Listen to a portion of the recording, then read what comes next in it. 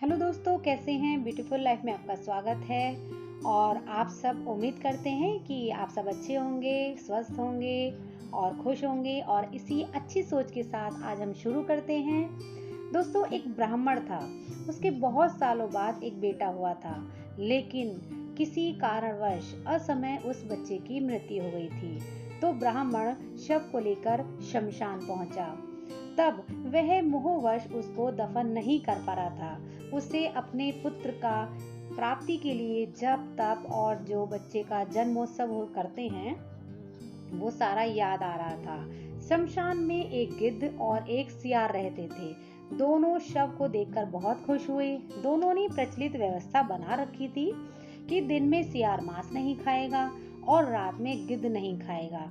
सियार ने सोचा कि यदि ग्रामीण दिन में शव रखकर चले गए तो उस पर गिद्ध का अधिकार हो जाएगा, इसलिए क्यों ना अंधेरे तक ब्राह्मण को बातों में फंसाया जाए। वहीं गिद्ध ताक में था कि शव रखकर ये लोग चले जाएं, जल्दी से जल्दी चले जाएं ताकि वह उसको खा सके। गिद्ध ब्राह्मण के पास गया और उससे वैराग्य की बातें करने लगा। गिद्ध ने कहा कि हे मनुष्यों, आपके दुख का यही कारण है, यही मोह माया है। संसार में आने से पहले हर व्यक्ति, हर प्राणी की अपनी एक आयु होती है और उस आयु पर वह मर जाता है। संयोग और वियोग प्रकृति का नियम है। आप अपने पुत्र को वापस नहीं ले जा सकते, इसलिए शोक त्याग कर यहाँ से प्रस्थान करें।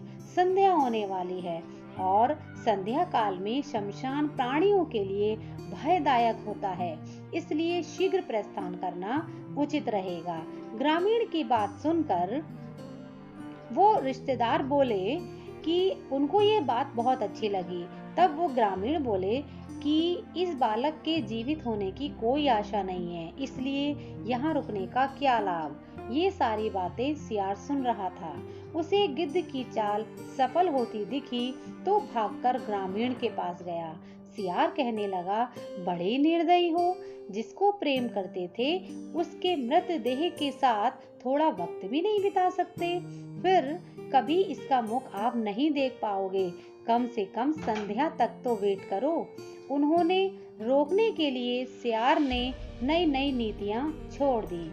जो रोगी है, जिस पर अभियोग लगा हो, जो शमशान की ओर जा रहा हो, उसे बांधवों के सहारे की जरूरत होती है। सियार की बातों से परिजनों को कुछ तसल्ली मिली और उन्होंने तुरंत वापस जाने का विचार छोड़ दिया। अब गिद्ध को परेशानी होने लगी। उसने कहा कि तुम ज्ञानी होने के बाद भी एक कपटी सियार की बातों में आ गए। एक दिन हर प्राणी के साथ यही दशा होनी है। शोक त्याग कर अपने अपने घर को जाओ। जो बना है वह नष्ट होगा। तुम्हारा शोक मृतक को दूसरे लोक में कष्ट देगा। जो मनुष्य मृत्यु के अधीन हो चुका है, उसे क्यों रोकर व्यर्थ करना चाहते हो, क्यों उसको कष्ट देना चाहते हो। और ये अब जिंदा नहीं होगा। लोग चलने के लिए हुए तो फिर सियार फिर शुरू हो गया। यह बालक जीवित होता तो क्या तुम्हारा वंश न बढ़ाता। कल का सूर्य अस्त हुआ है, कम से कम सूर्यास्त तक तो रुको। अब गिद्ध को चिंता शुरू हो गई। गिद्ध ने कहा, मेरी आयु 100 वर्ष की है। मैंने आज तक किसी को जीवित जाते हुए नहीं देखा है। तुम्हें शीघ्र जाकर इसके मोक्ष का कार्य प्रारंभ कर देना चाहिए। फिर सियार कहना शुरू किया उसने कि जब तक सूर्य आकाश में विराजमान है, दैवीय चमत्कार होते रहेंगे।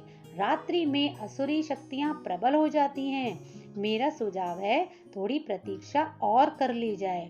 सियार और गिद्ध की चालाकी में ब्राह्मण परिवार तय नहीं कर पा रहा था कि उसको क्या करना चाहिए। इसलिए अंततः पिता ने अपने बेटे का सर अपनी गोद में रखा और जोर जोर से विलाप करने लगा।